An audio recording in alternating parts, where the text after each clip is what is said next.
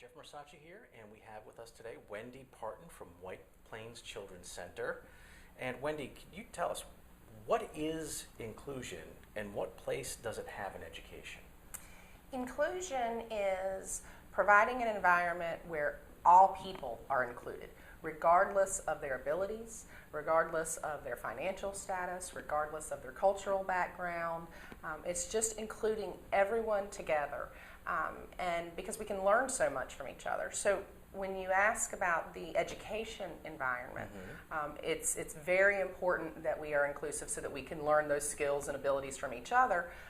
But we like to think of it at White Plains as taking it a step further, that we're preparing these children for a lifetime of inclusion and having workplaces that are inclusive. So we really try to model that at White Plains.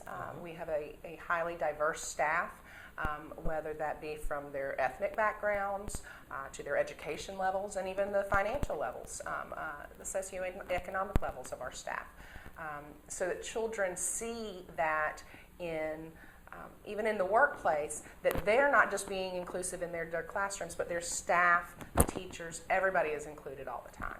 Okay, well, I guess let's be a little more specific. Okay. How does White Plains Children's Center incorporate inclusion into its programs?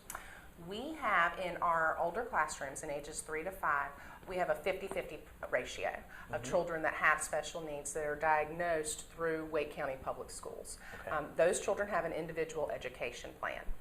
As the director of White Plains, I make sure that my staff know that the other 50% of children who are private paying and considered typically developing also have an individual education plan. They are still individuals. Okay. We are all individuals. And so that's how we look at our groups. We don't look at it as, okay, these are our children with special needs, this is what we're going to do for you. Okay, these are our children that are typically developing, this is what we're going to do for you.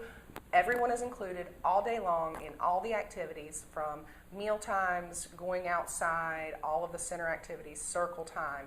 Everyone's included, and you draw on each other's strengths as opposed to focusing on what we can't do. There's a new terminology in the arena of inclusion where we're looking at children as, instead of being disabled, as being differently abled. And children do have different abilities, all children, regardless of whether they have a diagnosis. Okay. What do you think is the value of inclusion to the children? There's the obvious benefit to the children that have a diagnosis of some type of a disability. They get to have children model for them ways to solve problems, ways to get through things, how to accomplish goals.